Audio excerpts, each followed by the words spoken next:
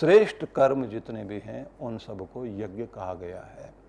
हुआ राजा युधिष्ठिर का, क्योंकि खांडोप्रस्थ को जलाने के बाद इंद्रप्रस्थ की तैयारियां हो गई।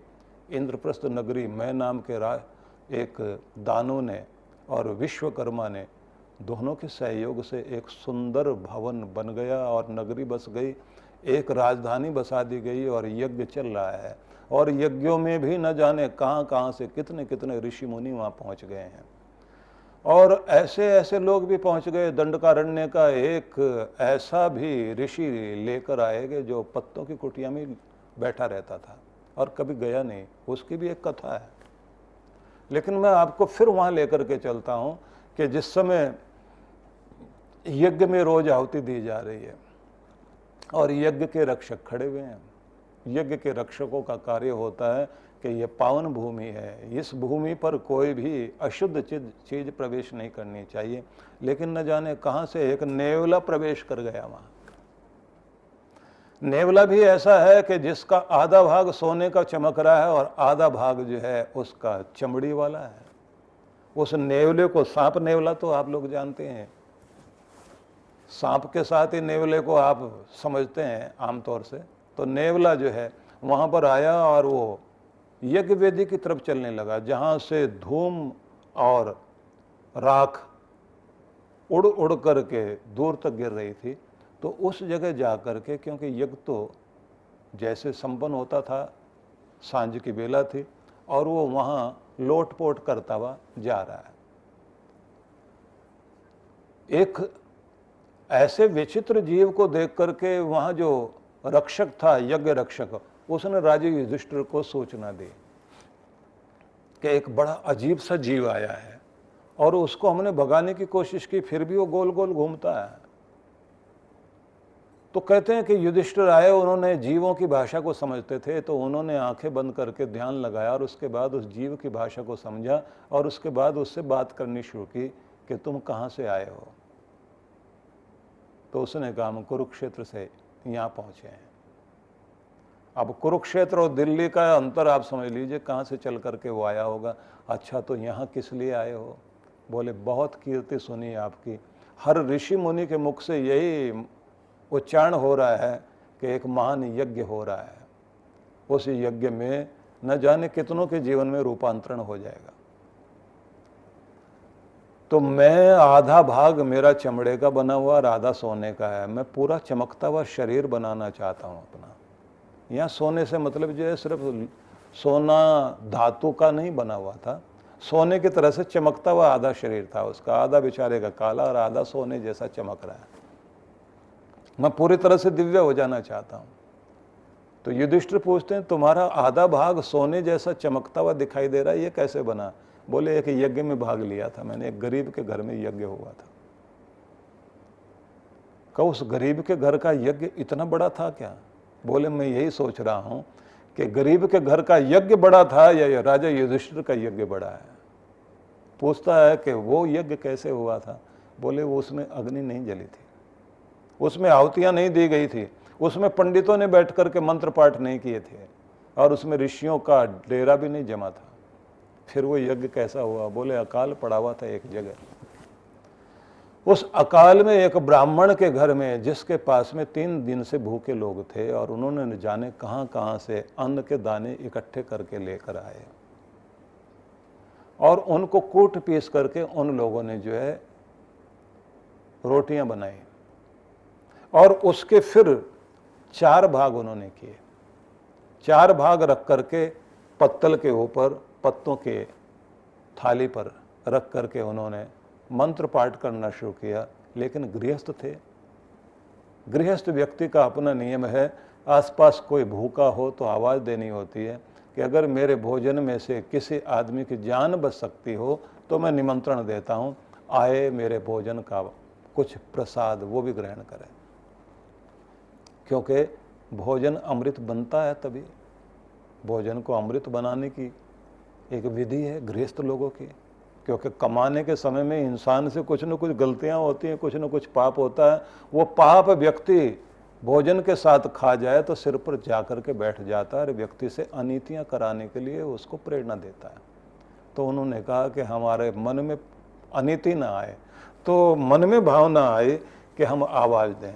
जैसे उन्होंने आवाज़ देने के लिए द्वार पर आए, वहाँ तो पहले एक आदमी तैयार खड़ा था। उसने कहा बहुत भूखा हूँ, प्राण निकलने वाले हैं, इसलिए पहले भोजन आप मुझे दीजिए, मैं खाऊं तो मेरी जान बचे। तो उस समय जो गृह स्वामी थे उन्होंने अपना भोजन सामने लेकर के उस व्यक्ति को बैठाया, बैठा कर कहा प्यार से आप बैठिए और खाइए। और अकाल में पानी भी सूख चुका था धरती पर, अन्न भी नहीं था।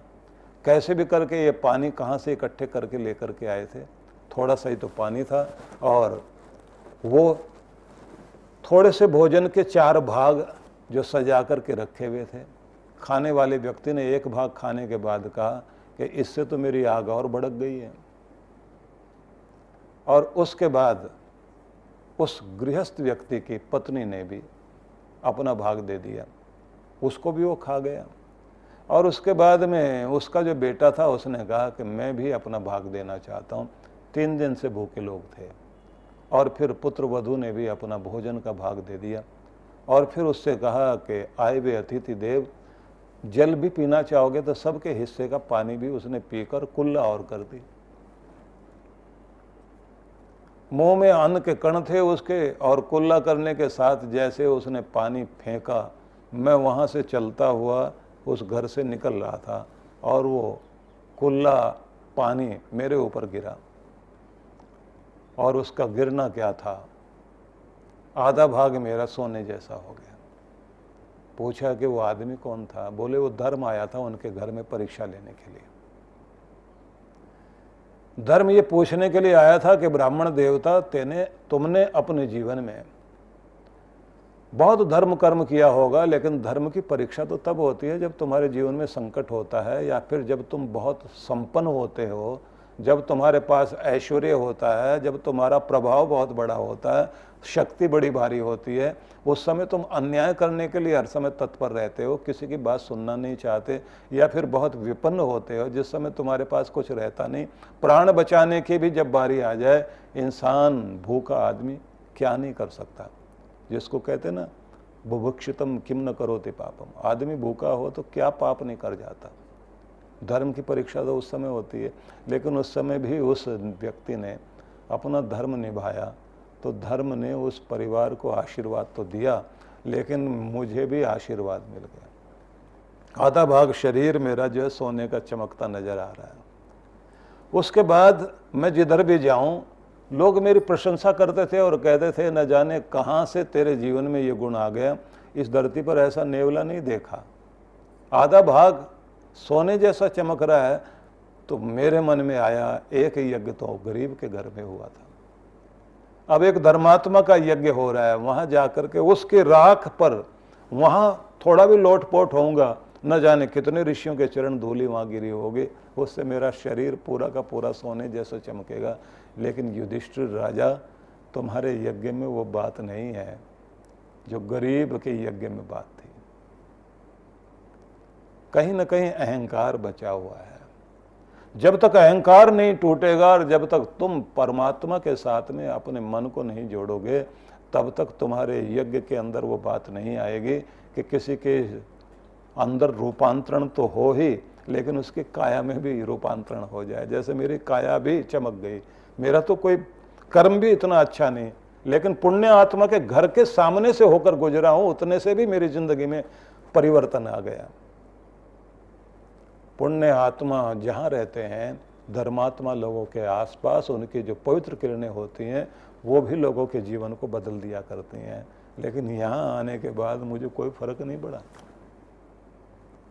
अब समझाने की चेष्टा की गई है कि यज्ञ है क्या। यज्ञ केवल आहुति दे देना है।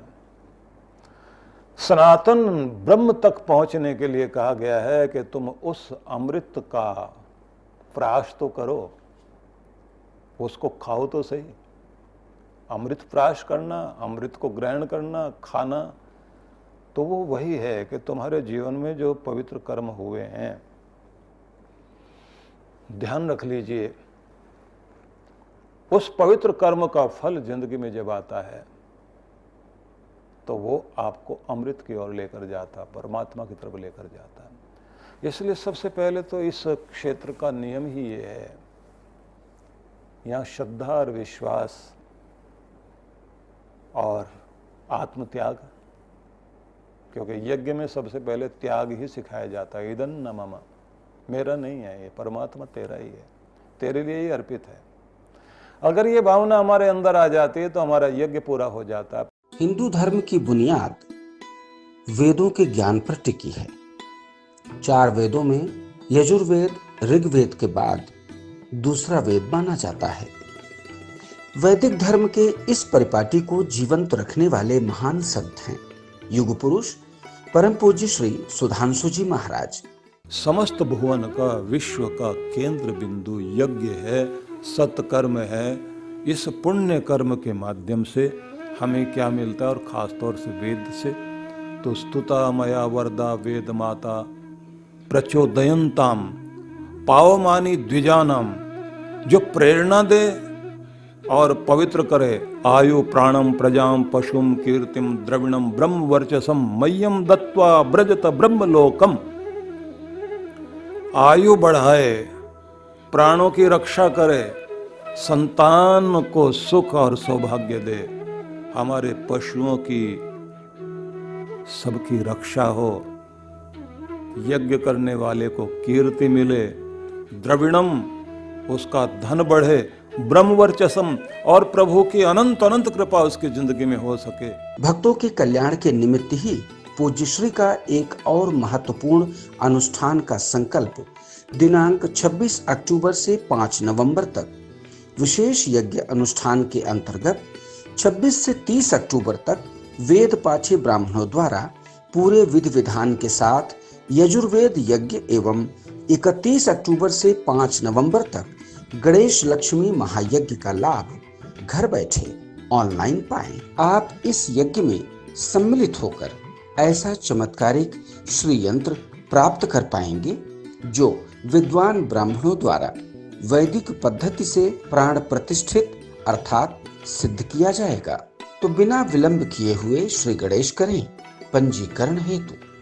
अधिक जानकारी के लिए संपर्क